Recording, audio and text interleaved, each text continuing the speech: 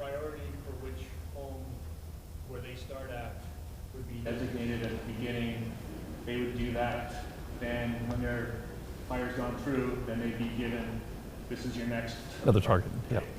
Yeah. Very well coordinated, well trained. You know, they aren't just spraying water everywhere, right? They're waiting for that to come right up to that structure to get rid of that fuel.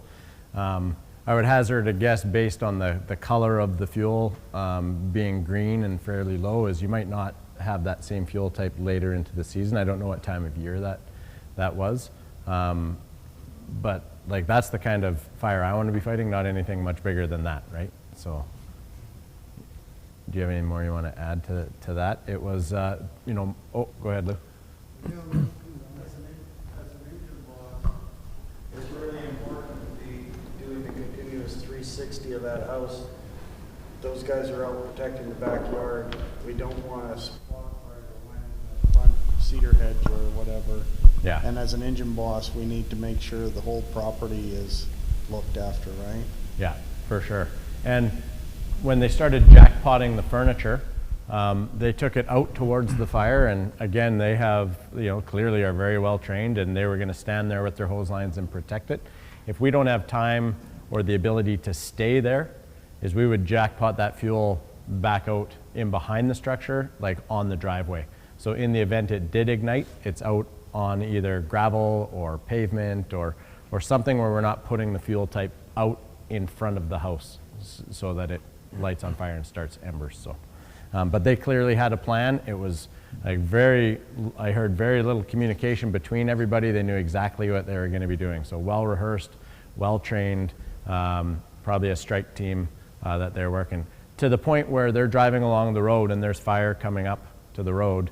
And they're like, yep, and we have fire on the road and we're just gonna keep going. They probably have someone that is protecting their access and egress and probably wanna burn that right up to the road so that for the rest of the season, they don't have to worry about ignition along that road. So, but again, you know, we get a snapshot of time that's a video. When we get deployed or we're on larger complex fires is we show up and you're like, okay, where are you from? Charlie Lake. How about you? Barrier. How about you? Lake Country. We don't have that same working together all the time on that engine company in a designated strike team or task force. We have more resources that we're bringing together, and very quickly we have to get everybody up to speed and determine. So there's probably a lot more communication as to what we're going to be doing between the crews, more so than what we had there. Part of this too, though, the video really is a good definition of what prep and defend means, and we do a lot of this work.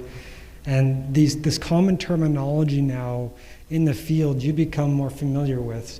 So as a task force leader or an engine boss, you're going to be using this type of common terminology. So if you're asked to do a prep and defend on a residence like this that's been triaged, you know exactly what it's going to look like by watching this video and understanding and having these conversations now. So this is the whole intent, is getting this information out to the province, having that common terminology, and understanding what the expectation is when we talk about prep and defending properties. Yeah. Question? Is this something that the province is going to move towards, having crews that are in task force and getting them to train together? The question is the province going to move towards predetermined task force? No. We're going to rely on the Office of the Fire Commissioner model. Yeah, what we're doing right now is what we're moving forward. Right. So that's why this training is so critical to ensure that, you know, the information is getting out to everybody. The other comment I was going to throw out about that video is, I'm not doing my job.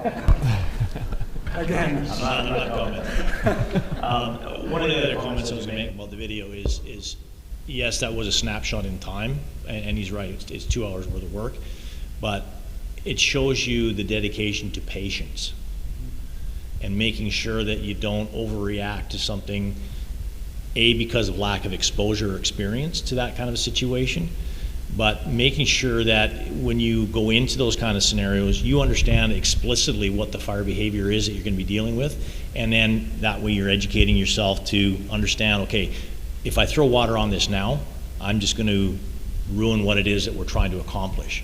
Or however, the other part that you might see that we do differently than what structures firefighting does is we'll use a drip torch and we'll wait for the fire to get to a certain location and light off those fuels and use the fire as our opportunity to fight the fire.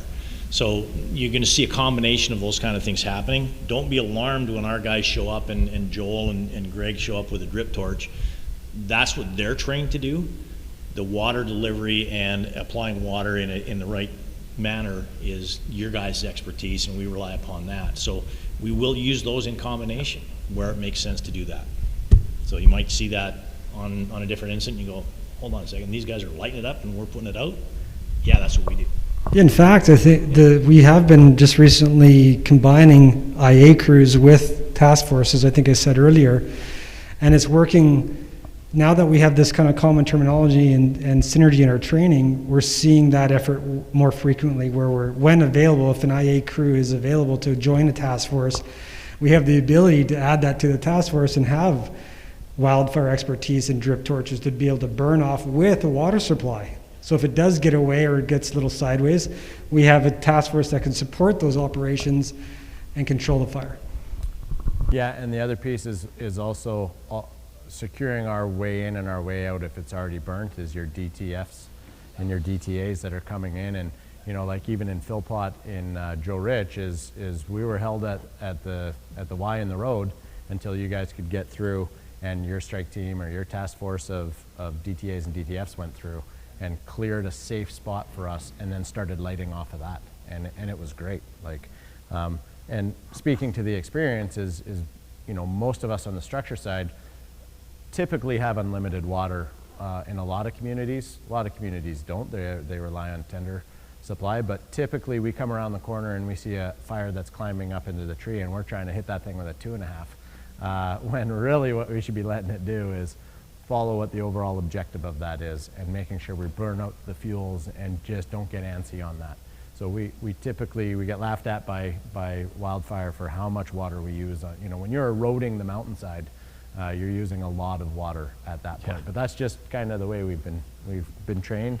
So on that note, never pass up the opportunity to fill up your tank. We are very reliant on water, and we like to use it a lot. So hydrants, pools, spas, cisterns, tanks, irrigation, garden hose outlets. It might take a while, but if you're waiting to return and there's a hose bib that you can put a hose in their tank to fill, you got more water when you left than when you got there. Every opportunity that you have.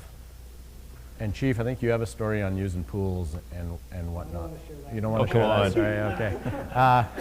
If we set up and this is a question to wildfire, because often I look at, okay, I'm going to set a pump up in a pool, and I'm going to start running lines off of this. That's a limited water supply for me. That's a lot of effort. And so my question is, can I get like a heli drop into that pool to reload that, or you guys stay away from that because of the damage that can be caused by it?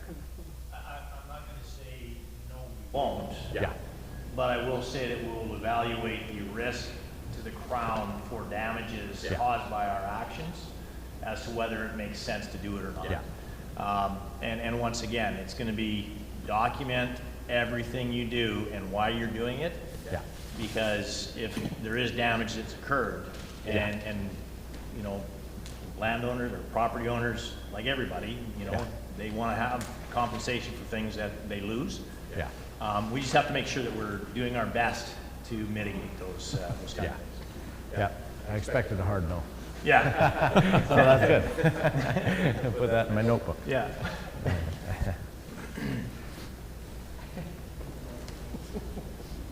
You got something? Kim's got a burly voice. You don't need to go. Just give it to Kim. Yeah. You can hang on to the microphone. We should just have one wired to you. Okay, fire front following. So this is a tactic that we're using where often we've talked about holding, or we've gone in and we did a rescue drive-by, or we did a check and go, or we did a prep and go. We got in there, we didn't have a safety zone, we didn't feel confident, so we left. We went to our safety zones. We found a safe spot to ride out this fire front arriving and pushing through this community. And now that it's done that, We don't just sit back. We take the opportunity to go from a defensive position right into an offensive position as quickly as we can so that we can get ahead of the remainder spot fires that are left behind or the structures that have started. And when you're going back in, you're almost doing a reassessment of all of these places and determining where best can we put our resources in to ensure that we get the biggest bang for our buck. So here you're working in the black. You've already had the fire pull through and you're coming back in. There's going to be a fair number of hazards that we need to worry about going in there. Right off the top, coming back in, what do you think a few of the hazards are going to be? I don't know if you're going to try to catch this or... Sorry? Danger trees? Danger trees, yeah, absolutely. Danger trees if it's burnt through. Power lines that have come down? Power lines that have come down, fantastic. Anything else? Ash pits. Say again, sorry? Ash pits? Ash pits. Yeah, ash pits for sure. Peter? The toxic smoke itself, you're burning structures that are Exactly. So toxic smoke, even driving in, having the fire already gone through there, is it's going to be, everything is going to be at some point of smoking up your ability to drive in. So lights on, headlights on, all of that stuff. To gain access into this community, if you had to go over like a bridge improvement, coming back, you may want to take a quick look on that beforehand. And you might take a look at it and go, oh yeah, that's fine. It's not burning on the top. Pretty good idea for your scout to get out, check underneath and see if the stringers are burning, because we don't want to bring any large size vehicles across any of that if that's in fact the case. So yeah, there's lots of additional hazards that are going to exist in a situation like this. However, the main threat of thermal insult from the fire front is gone. So we have time to do that work.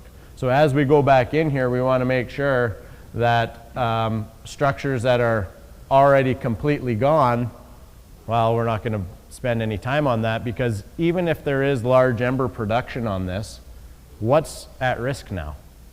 All the fuels are pretty much burnt out around it. I'm assuming in this photograph that there isn't another, street right here. This is now off into the forest, and I don't need to worry about it from my perspective anymore. That now becomes more of BC Wildfire's perspective, but here are the assets that I need to take care of right now.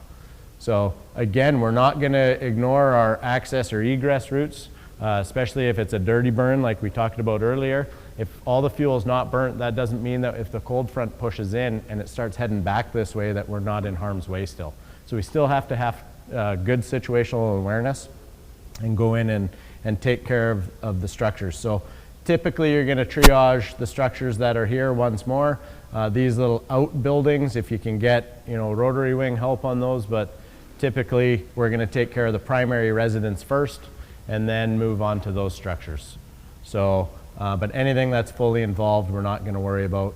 The majority of stuff is those partially involved structures, decks that are going to affect or start lighting them on the primary structure on fire. We're going to go take care of that stuff, and we're going to continually be doing tactical patrol around these structures. We're going to continually, after we've checked, we're going to go back and recheck. And once we've knocked this down with a large volume of water, I believe we have this engine even hooked into a hydranted water supply, so we're using big water, deck guns, 2.5s, get a good knock on these fires. Afterwards, you can go back through, and instead of using these hose lines, you can fill up your pump cans, and you can walk around and do all of that work with a tool and a pump can in your hand. I've seen or been faced with questions before as part of the our interagency agreement is, why do we carry structure fire gear? Why don't we carry structure fire gear? Well, now that the fuel that we're dealing with is a structure fire, if you were to take all of the products of combustion and get that analyzed, you have a hazmat call. So in this short period of time, while you can protect your respiratory tract, while you can protect yourself against heat flux using your turnout gear, this is an opportunity to do that. There's another opportunity that we look at, but it's one of the reasons why we carry that respiratory protection and that thermal protection, is to take care of structures like this. That's going to give off a ton of heat and a ton of bad stuff. ethymethyl bad stuff. Yeah, and that's exactly what happened at Christie Mountain last summer. We had a house go up. I mean, the guys were in full PPE, full bunker gear. It was just so hot and so much gas coming off there. Yeah. I think one other thing too, like going for firefront following, as an engine operator, being really conscious. We talk about the hazards, but where you position your apparatus. Trees come down. It's windy usually at this point in time. Trees come down on trucks. Just be really aware of that. Even smoldering bushes or even the remaining green fuel, cedar hedges, things like that. One of the other things too you have to be really concerned about is the asphalt Yeah. and the integrity of That's the right. asphalt. Yeah. So any roadways you're driving in on, especially if you've got a Type 1 engine full of water Yeah. when you're going in, depending on the kilowatts of energy that the fire has produced going through that area, it may have reheated that asphalt to a point where now it's actually crumbling. So you got to be careful driving across it, That's right. make sure that it doesn't fall out from underneath where the apparatus is driving on. Yeah. Especially on the shoulders. So returning in the same way you traveled out in your tactical movement with your Scout and your smaller, more maneuverable apparatus is going to be able to identify that prior to getting everybody committed into there. Yeah. Yeah, Yeah. and really think about the tenders. Like Yeah. that's who's going to have the we issues. experienced that when we were down in Oregon this last fall. Yeah. And I mean, some of the roadways were just absolutely, they were crumbling underneath the apparatus just because of the heat that went through there. Right. While the fire front was going through. Yeah. So just be aware of it. Yeah. Especially if there's a bunch of organic matter and stuff that's underneath that asphalt. It will, at some point, work its way underneath there, and all of a sudden you got asphalt falling away. Yeah, yeah, for sure. So this tactic can be used when we talk about all the different tactics. Is this one can be used in combination with prep and go, or bump and run. So you're out in front of the fire. There's ember casts, there's spot fires happening, and you're bumping and running along to the point where you no longer feel like you have that safety margin, and now you leave. So you've done everything you can prior to the fire getting there. Now you leave, and now you come back using this tactic. So prep and go, prep and defend. You can use it in combination with this. And then the final stage of this, once this is all cleared up, is going to be your tactical patrol, where you keep going back and going back.